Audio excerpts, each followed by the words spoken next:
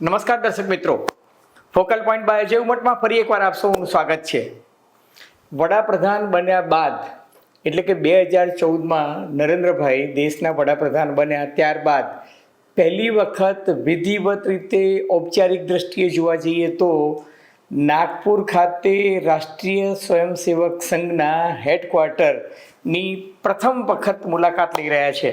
અને માત્ર નરેન્દ્રભાઈ મોદી જ નહીં, ભારતીય જનતા પાર્ટીના નહીં એટલે કે અટલ બિહારી વાજપેયી પણ નહોતા ગયા. અને આ દેશના કોઈ પણ વડાપ્રધાન સત્તામાં હોય એ દ્રષ્ટિએ સંઘ કાર્યાલયની મુલાકાતે જાય એવી આ પ્રથમ ઘટના 30મી માર્ચના રોજ યોજાવાની છે. ત્યારે ભારતીય જનતા પાર્ટીના સર્વોચ્ચ નેતા એટલે કે નરેન્દ્રભાઈ મોદી, કે જે વિશ્વનું સૌથી મોટી રાજકીય સંગઠન પાર્ટી ગણાય છે, તો બીજી તરફ વિશ્વનું સૌથી મોટું સંગઠન એટલે કે રાષ્ટ્રીય સ્વયંસેવક સંઘ, એના સુપ્રીમો નરેન્દ્ર મોદી એક તરફ અને બીજી તરફ મોહન ભાગવત, આ બંને વચ્ચેની મુલાકાતમાં સાચા અર્થમાં જોવા જઈએ તો એજન્ડા શું હશે?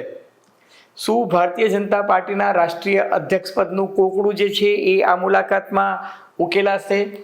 રાષ્ટ્રીય સ્વયંસેવક સંઘની 100 વર્ષની ઉજવણી અંગે ચર્ચા થશે. રાષ્ટ્રીય સ્વયંસેવક સંઘનો હિન્દુત્વનો હવે પછીનો એજન્ડા શું હશે એ અંગે ચર્ચા થશે. વડાપ્રધાન નરેન્દ્ર મોદી 11 વર્ષ બાદ નાગપુરમાં સંઘના હેડક્વાર્ટરમાં જાય તો સ્વાભાવિક છે કે એની પાછળ કોઈ એક એજન્ડા ચોક્કસ હોવો જોઈએ. 2012માં છેલ્લે 2012 સપ્ટેમ્બરમાં જ્યારે રાષ્ટ્રીય સ્વયંસેવક સંઘના એક જમાનાના સુપ્રીમો કે સુદર્શનજીનું અવસાન થયું, ત્યારે એમની અંતિમ વિધિ વખતે નરેન્દ્રભાઈ મોદી ત્યારે 2012 સપ્ટેમ્બરમાં ગયા હતા. અને એ પછી 2013 જુલાઈમાં જ્યારે નક્કી થઈ ગયું હતું કે 2014 લોકસભાની ચૂંટણીમાં ભારતીય જનતા પાર્ટીના સર્વસંમત વડાપ્રધાનના ઉમેદવાર નરેન્દ્રભાઈ મોદી હશે, ત્યારે એ સંઘ કાર્યાલયની ઔપચારિક મુલાકાતે ગયા હતા. ટૂંકમાં 2013થી 2025 એટલે કે લગભગ 12 વર્ષના વાણા વાઈ ગયા. ત્યારબાદ તમે હવે ત્યારે જઈ રહ્યા છે, ત્યારે આ મુલાકાતનો ઉદ્દેશ્ય શું હોઈ શકે? આ તમામ મુદ્દાઓની ચર્ચા આજે આપણે કરીશું ફોકલ પોઈન્ટ બાય અજય ઉમટમાં. પરંતુ એ પહેલાં મારી આપ સૌને નમ્ર વિનંતી છે કે જો તમને ફોકલ પોઈન્ટ બાય અજય ઉમટનો આ એપિસોડ ગમે તો મહેરબાની કરીને લાઈક કરજો, શેર કરજો, સબસ્ક્રાઈબ કરજો. અને હા, આપ શું માનો છો? એજન્ડા શું હોઈ શકે? ભારતીય જનતા પાર્ટીના આગામી રાષ્ટ્રીય અધ્યક્ષ કોણ હોઈ શકે? આ તમામ મુદ્દાઓની ચર્ચા આજે આપણે કરીશું ફોકલ પોઈન્ટ બાય અજય ઉમટમાં. તો ધન્યવાદ.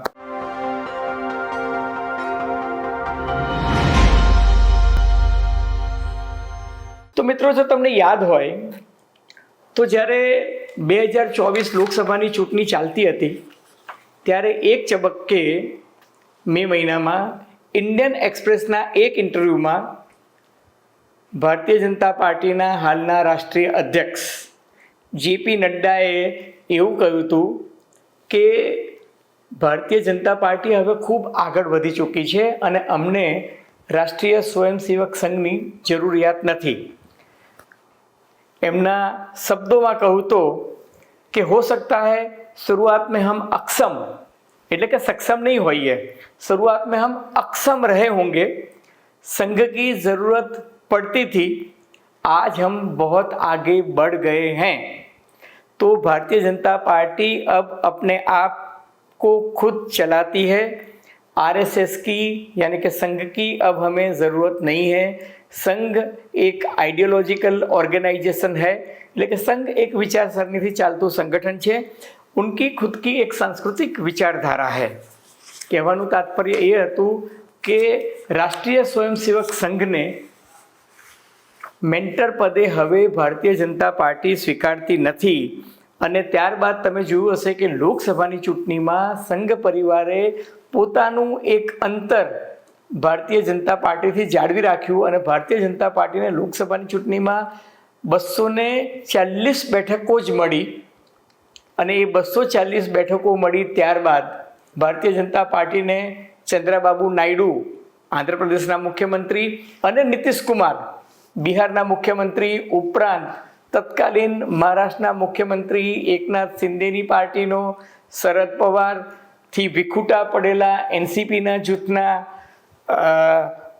અજીત પવાર જૂથનો ટેકો લેવો પડ્યો અને એ રીતે સરકારની રચના થઈ અને ત્યારબાદ એવું કહેવાય છે કે સંઘ પરિવાર અને ભાજપ વચ્ચે ફરી એકવાર દોસ્તી સુદૃઢ બની ગઈ અને બંનેએ સ્વીકાર્યું કે પરિવારમાં વાસણો ખખડ્યા કરે, મામલો ઘર મેળે સમેટાઈ ગયો છે, ઘીના ઠામમાં ઘી પડી ગયું છે અને એનું પરિણામ પણ જોવા મળ્યું.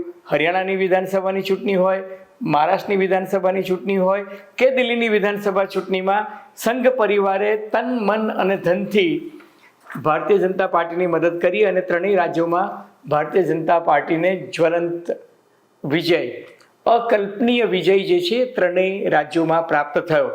તો મિત્રો, આ પશ્ચાત ભૂમિકામાં 30મી તારીખે વડાપ્રધાન નરેન્દ્ર મોદી અને મોહન ભાગવત વચ્ચેની મુલાકાતનો એજન્ડા શું હોઈ શકે? હવે આ બંને મહાનુભાવો વચ્ચે મુલાકાત થવાની છે એટલે ઘણી બધી રાજકીય પતંગબાજી પણ થશે. એવું માનવાની જરૂર નથી કે એ મિટિંગમાં શું રંધાયું કે શું ચર્ચાયું એની સાચી વાત મને કે તમને કે બીજા કોઈ પત્રકારોને સાચા અર્થમાં જાણવા મળશે, કારણ કે મિટિંગ પછી કોઈ પત્રકાર પરિષદ ભરીને ખરેખર મિટિંગના એજન્ડામાં શું થયું હતું એવી કોઈ પારદર્શક વાત કરવાના નથી. અને વાતો માત્ર વર્તમાનની કે ભૂતકાળની થશે એવું પણ માનવાની જરૂર નથી.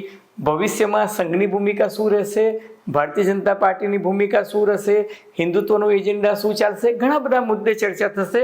પરંતુ એવું કહેવાય છે કે ભારતીય જનતા પાર્ટી પોતાની ભાવિ વ્યૂહરચના અંગે પણ આ બેઠકમાં ચર્ચા કરશે અને સાથોસાથ ભારતીય જનતા પાર્ટીના આગામી રાષ્ટ્રીય અધ્યક્ષ કોણ હશે એ મુદ્દે પણ કદાચ સંઘને વિશ્વાસમાં લેવાની કવાયત થાય. અલબત્ત જાહેરમાં આની કોઈ ચર્ચા થવાની નથી.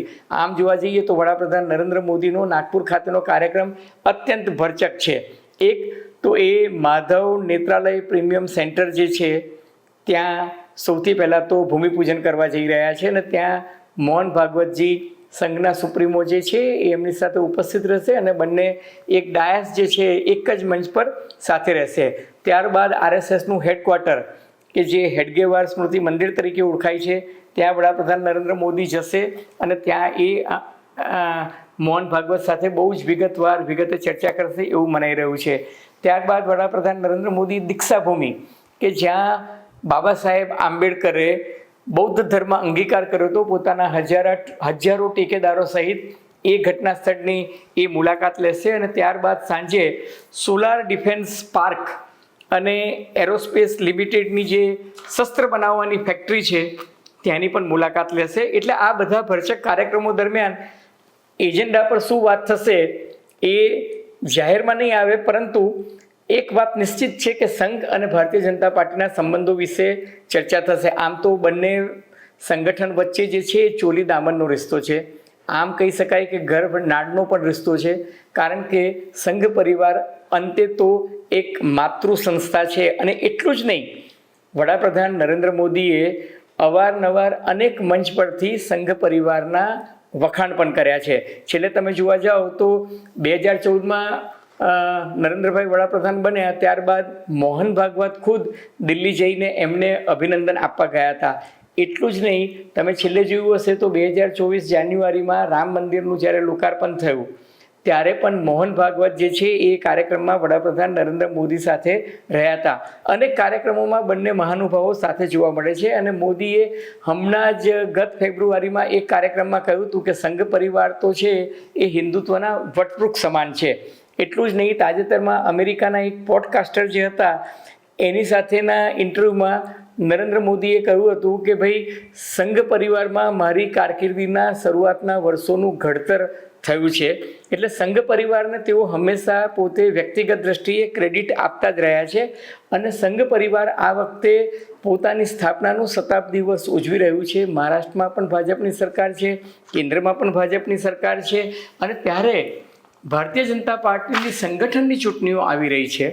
એ સંગઠનની ચૂંટણીઓમાં સંઘ પરિવારને વિશ્વાસમાં લઈને જે અગાઉની પરંપરા હતી તે જેનો એક વખત ભંગ થયો, એવું કહેવાય છે કે જેપી નડ્ડાની નિમણૂક કરતી વખતે સંઘ પરિવારને વિશ્વાસમાં લેવામાં આવ્યું નહોતું અને દિલ્હી દરબારે એ નિર્ણય લીધો હતો એ સંદર્ભમાં એવું કહેવાય છે કે હવે ભારતીય જનતા પાર્ટીના રાષ્ટ્રીય અધ્યક્ષની જે નિમણૂક થશે એમાં સંઘ પરિવારને વિશ્વાસમાં લેવાની કવાયત જરૂર હાથ ધરાશે. હવે અત્યારે ભારતીય જનતા પાર્ટીના રાષ્ટ્રીય અધ્યક્ષ પદે જેપી નડ્ડા છે, પરંતુ જેપી નડ્ડા ડબલ સવારી કરી રહ્યા છે. એક ભારતીય જનતા પાર્ટીના રાષ્ટ્રીય અધ્યક્ષ તો છે જ, સાથોસાથ કેન્દ્રીય પ્રધાનમંડળમાં કેન્દ્રીય પ્રધાન પણ છે, અને એ ઉપરાંત રાજ્યસભામાં ભારતીય જનતા પાર્ટીના નેતા તરીકેની પણ ફરજ બજાવી રહ્યા છે. હવે ભાજપમાં સંગઠનની ચૂંટણીઓની પ્રક્રિયા શરૂ તો થઈ ગઈ છે, પરંતુ નિયમ એવો છે કે રાષ્ટ્રીય અધ્યક્ષની ચૂંટણીનો કાર્યક્રમ જાહેર થાય એ પહેલાં 50% રાજ્યોમાં પ્રદેશ પ્રમુખોની નિમણૂક થઈ જવી જરૂરી છે. હવે અત્યાર સુધી 13 રાજ્યોમાં પ્રદેશ પ્રમુખોની જાહેરાત થઈ ગઈ છે, પરંતુ ગુજરાત સહિત 6 મહત્ત્વના રાજ્યો એવા છે, ઉત્તર પ્રદેશ છે, મધ્યપ્રદેશ છે, આ 6 મહત્ત્વના રાજ્યો એવા છે કે જ્યાં પ્રદેશ પ્રમુખોની નિમણૂક જે છે હજુ થઈ નથી, અને 19 રાજ્યોમાં એક વખત પ્રદેશ પ્રમુખોની નિમણૂક થઈ જશે ત્યારબાદ જ રાષ્ટ્રીય અધ્યક્ષની ચૂંટણીનો શિડ્યુલ જે છે એ વિધિવત રીતે જાહેર થશે. હવે જો જેપી નડ્ડાના વિકલ્પ તરીકે કયું નામ હોઈ શકે, તો જો દક્ષિણમાંથી પસંદગી કરવામાં આવે તો જી કિશન રેડ્ડીનું નામ અત્યારે આગળ ચાલે છે, મધ્યપ્રદેશમાંથી શિવરાજસિંહ ચૌહાણનું નામ આગળ ચાલે છે, રાજસ્થાનમાંથી પ્રહલાદ જોશી અને વસુંધરા રાજેનું નામ આગળ ચાલે છે, તો ઓડિશાના ધર્મેન્દ્ર પ્રધાનનું પણ નામ છે, ભૂપેન્દ્ર યાદવનું નામ પણ ચાલે છે. ભૂપેન્દ્ર યાદવ એવું મનાય છે કે લાંબી રેસના ઘોડા છે અને કદાચ તેઓની પસંદગી જે છે એ થઈ શકે. તો સંઘ પરિવારના એક બીજા રામ માધવ પણ છે. હરિયાણાના પૂર્વ મુખ્યમંત્રી મનોહરલાલ ખટ્ટરનું નામ પણ ચાલી રહ્યું છે, અને મનોહરલાલ ખટ્ટરને અને ભૂપેન્દ્ર યાદવને તાજેતરમાં ઘણી બધી મહત્ત્વની જવાબદારીઓ પણ સોંપવામાં આવી છે. એક તબક્કે ભૂતકાળમાં જેપી નડ્ડાના સ્થાને ધર્મેન્દ્ર પ્રધાનને પણ રાષ્ટ્રીય અધ્યક્ષ બનાવવાની વાત ચાલતી હતી. અલબત્ત આ બધી બાબતો જે છે વિચાર વિમર્શ આધારિત છે, પરંતુ એક વાત સ્પષ્ટ છે કે રાષ્ટ્રીય સ્વયંસેવક સંઘ પોતાની સ્થાપનાનું શતાબ્દી વર્ષ ઉજવી રહ્યું છે, ત્યારે હિન્દુત્વનું રોડમેપ શું હોવો જોઈએ, બ્લુ પ્રિન્ટ શું હોવી જોઈએ.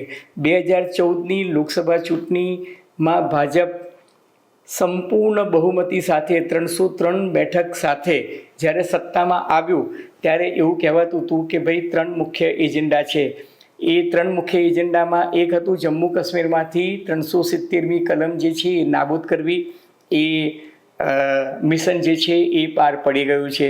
યુનિફોર્મ સિવિલ કોડ જે છે એ પણ ઓલમોસ્ટ એની શરૂઆત થઈ ગઈ છે. મુસ્લિમોમાં ટ્રિપલ તલાક જે છે એની નાબૂદી થઈ ગઈ છે.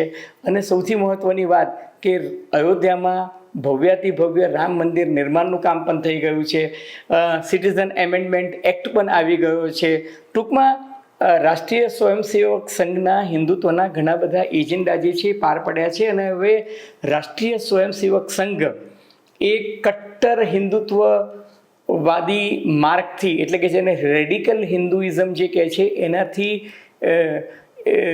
વિચલિત થયા વિના એ મધ્યમ માર્ગ અપનાવવાની દિશા તરફ જઈ રહ્યું હોય એવું લાગી રહ્યું છે. વડાપ્રધાન નરેન્દ્ર મોદીએ પણ એક હકારાત્મક અભિગમ અપનાવીને પોતાના પાર્ટીના માધ્યમથી મોદી કી સોગાતના નામે મુસ્લિમ બિરાદરોને ઈદના તહેવાર પહેલાં રમઝાન મહિના દરમિયાન ભેટ સોગાત મોકલવાની એક શરૂઆત કરી છે. લગભગ 33 લાખ જેટલા મુસ્લિમ બિરાદરોને અને મુસ્લિમ પરિવારોને મોદી કી સોગાત મળવાની છે.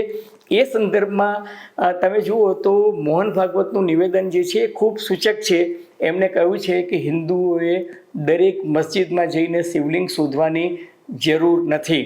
તમને જો યાદ હોય તો હમણાં તાજેતરમાં જ ઔરંગઝેબની કબરનો જે વિવાદ થયો એનાથી પણ સંઘે પોતાની એક દૂરી જાળવી રાખી હતી.